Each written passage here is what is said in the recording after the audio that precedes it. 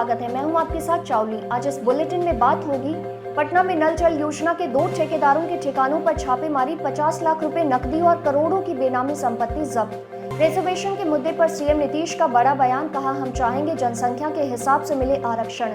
तेज प्रताप की पत्नी ऐश्वर्या का रोड शो, सिर पर पल्लू और हाथ जोड़े पिता चंद्रिका के लिए मांगे वोट। मुंगेर हिंसा को लेकर राज्यपाल से मिले कांग्रेस नेता, नीतीश सरकार को बर्खास्त करने की मांग की। आखिर में रूस में अल्लाहू अकबर चिल्लाते हुए लड़के ने किया चाकू से हमला, पुलिस ने मारी गोली। तमाम बड़ी खबरों से पहले एक नजर सुर्खियों पर।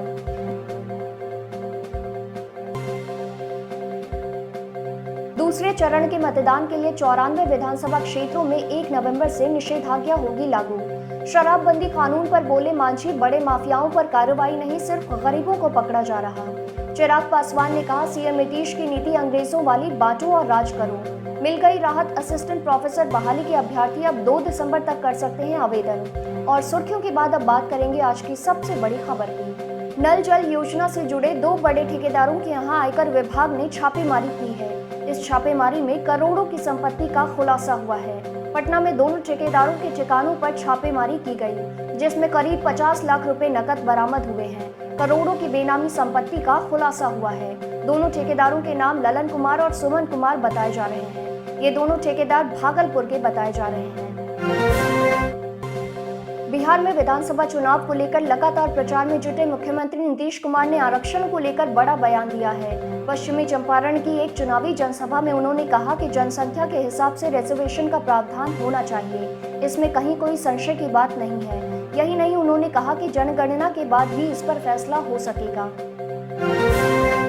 पूर्व मुख्यमंत्री लालू यादव, राबड़ी देवी की बहू और तेज प्रताप यादव की पत्नी ऐश्वर्या शुक्रवार को अपने पिता और जेडीयू प्रत्याशी चंद्रिका राय के लिए चुनाव मैदान में उतरी। सिर पर पल्लू लिए ऐश्वर्या लोगों के बीच हाथ जोड़े पिता के लिए वोट मांगती नजर आईं। प्रचार अभियान के दौरान ऐश्वर्या ने अपने ऊपर हुए अन्याय का हवाला देते हुए लोगों से वोट देने की अपील की। चंद्रिका राय सारण जिले के परसा विधानसभा सीट से जदयू के प्रत्याशी हैं।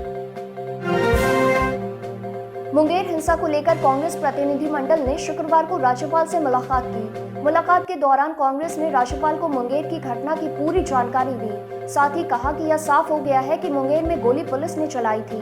कांग्रेस ने बिहार सरकार को इस मामले को लेकर बर्खास्त करने की मांग की।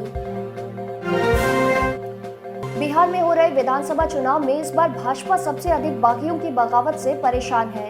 अब तक पार्टी ने मुख्यालय स्तर पर 43 नेताओं को बाहर का रास्ता दिखाया है। ये ऐसे नेता हैं जो मौजूदा या पूर्व विधायक के अलावा प्रदेश स्तरीय पदाधिकारी हैं। दूसरे चरण के मतदान के लिए 94 विधानसभा सीटों पर 1 नवंबर से निषेधाज्ञा लागू हो जाएगी। इन इलाकों में सार्वजनिक स्थलों पर एक साथ 4 लोग इकट्ठा नहीं हो सकते, नहीं तो पुलिस धारा 144 तोड़ने के आरोप में गिरफ्तार कर सकती है। मुंगेर कांड के बाद अब चुनाव में सुरक्षा को लेकर सख्ती बढ़ा दी गई है। एनडीए में शामिल हिंदुस्तानी आवाम मोर्चा के अध्यक्ष और पूर्व सीएम जीतन राम मांझी ने शराबबंदी कानून को गरीबों के खिलाफ बताया है और इसकी समीक्षा करने की बात कही है। मांझी ने अपने बयान में कहा है, ऐसे तो मैंने शराबबंदी का कभी विरोध नहीं किया है, लेकिन कानून के इम्प्लीमेंटेशन में निचले स्तर पर गड़बड़ी है। बड़े बड़े तस्करों पर कार्रवाई नहीं हो रही है। द प्लूरल्स पार्टी की ओर से मुख्यमंत्री पद की उम्मीदवार पुष्पम प्रिया चौधरी ने सोशल मीडिया पर अपने उस दर्द का इजहार किया है जिसमें वह अपने सभी प्रत्याशियों के लिए चुनाव नहीं कर पा रही हैं। पटना के बांकीपुर और मधुबनी के बिस्फी विधानसभा क्षेत्र से खुद चुनाव लड़ रही पुष्पम ने ट्वीट कर अपनी बात रखी और कहा कि मेरे प्रत्याशियों के पास पैसा और पावर नहीं, सिर्फ मैं हूँ। प्रधानमंत्री को दिल में रखने का दावा करने वाले चिराग पासवान ने भागलपुर की चुनावी सभा में मुख्यमंत्री पर जमकर हमला बोला। पीएम की शैली में ही लोगों से मुखातिब होकर पूछा, बोलिए सीएम को बदलना चाहिए कि नहीं बदलना चाहिए। मुख्यमंत्री की तुलना अंग्रेजों से करते हुए चिराग ने कहा कि उनकी नीति बांटो और राज करो वाली है।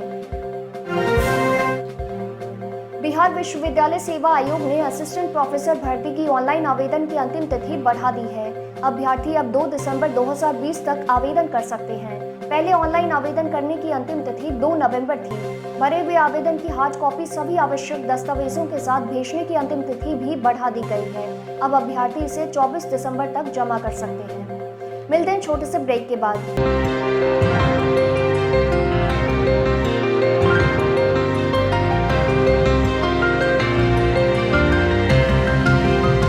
मॉर्निंग बुलेटिन में फिर से आपका स्वागत है। अब देश दुनिया पर एक नजर। उत्तर प्रदेश में एक और दहलाने वाली वारदात सामने आई है। अमेठी में गुरुवार रात दलित प्रधान के पति को अगवा करके जिंदा जला दिया गया। रात को वो अधजली हालत में मिले। लखनऊ के ट्रॉमा सेंटर ले जाते वक्त उनकी मौत हो गई। हत्या के बाद गांव में तनाव है और पुलिस की तैनाती भी बढ़ा दी गई है। अमेठी से सांसद स्मृति ईरानी के इस मामले में दखल के बाद पुलिस ने एक आरोपी को गिरफ्तार कर लिया है। गुड़गांव के फोर्टिस अस्पताल में जिंदगी बचाने के लिए लड़ रही 21 साल की युवती से रेप का मामला सामने आया है। लड़की वेंटिलेटर पर है। 22 से 27 अक्टूबर के बीच उससे रेप हुआ। पीड़िता को होश आने के बाद 28 अक्टूबर को उसने अपने पिता को टूटे फूटे शब्दों में आपबीती बताई। आरोपी का नाम विकास बताया है।